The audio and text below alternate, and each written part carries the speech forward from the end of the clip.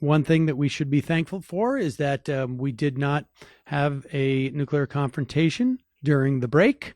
Uh, Not that I guess it would be any different than having a nuclear confrontation during any other time. But there was a lot of stories, and in the wake of Donald Trump tweeting out this week that his button was more beautiful and bigger than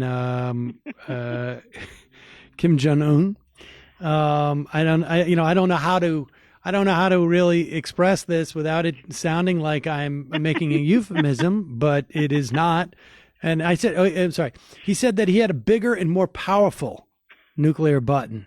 And there's real concern in the White House, apparently, according to reporting, that Donald Trump may start accidentally a war. Also this week, however, Kim Jong-un made overtures to South Korea, said we'll start picking up the hotline between our two countries.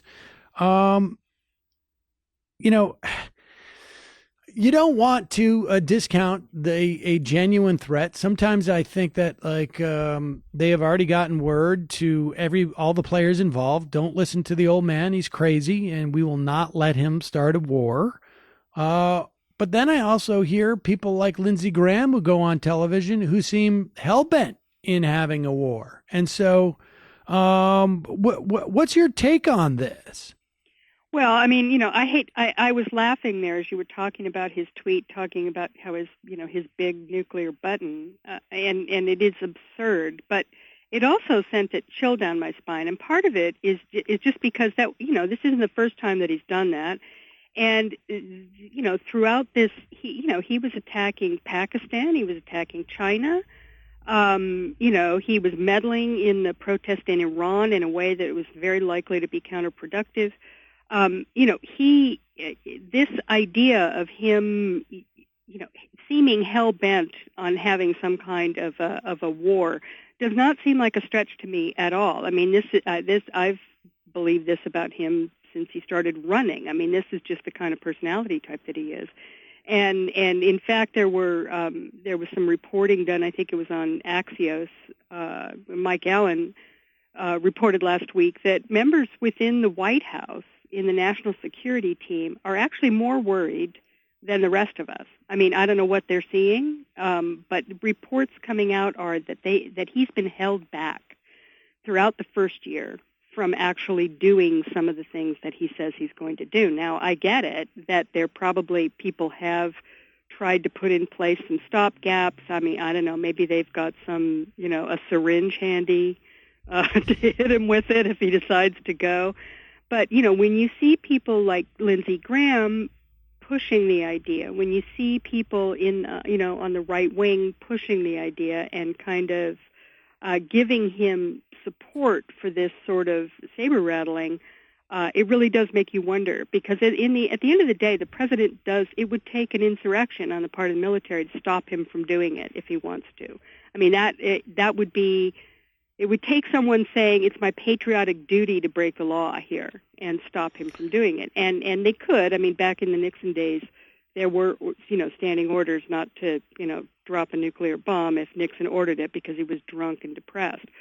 So maybe they're doing that with Trump, but we don't know that, and neither does anybody else, right? I mean, certainly, why would other countries necessarily believe it? I mean, just because Rex Tillerson comes to say, "Don't worry, Trump's nuts. We know he's an Right. effing moron, so it'll be okay." I mean, why would anybody believe him? I don't. Everything seems crazy right now. So, I think we're in a period of real danger regardless, and I don't. You don't know what sets this guy off. Like he did a tweet last week about Pakistan out of the blue. Now, I even went and searched Fox News. I went and searched their entire archive for the day to find out if he'd just seen something on Fox and Friends that set him off. That's often what does it. There Right. wasn't anything. And in fact, Fox and Friends did a report on it, a little blurb on their website, and they said it had something to do with Istanbul, obviously not knowing the difference between Islamabad and Istanbul. So they weren't on top of this story. So my assumption is that Trump heard something in his intelligence briefing. Right. Just started attacking Pakistan. And of course they came back very, righteously proclaiming their innocence and saying, hey, we've lost thousands of people on our border, et cetera, et cetera.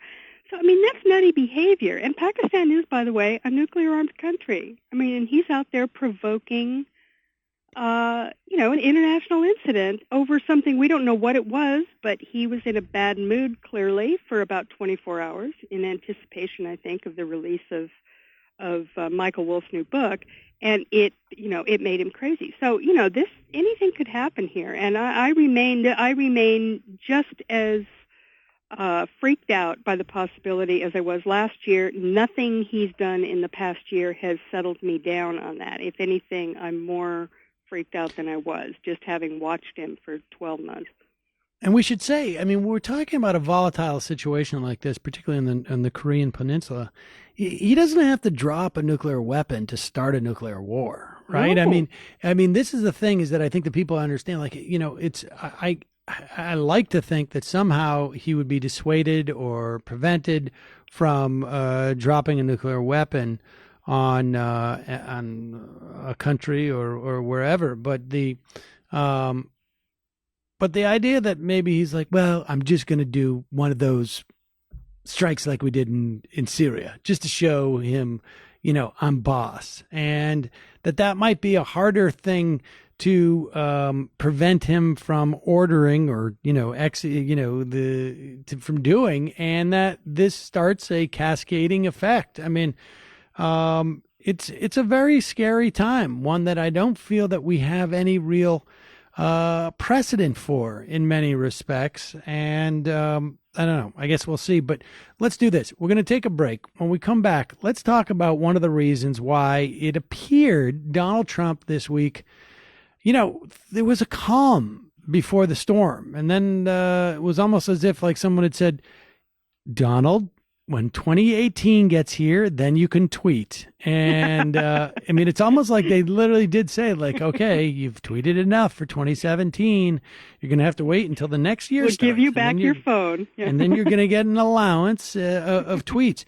But the answer may have come in that he had advance warning of, you mentioned this briefly, a book by Michael Wolff, which quotes Steve Bannon, and it does not look good for the president relative to Steve Bannon. And I got to say, the president had, well, ladies and gentlemen, we got to take a break. But speaking of break, it seems like Steve Bannon and Donald Trump have broken up.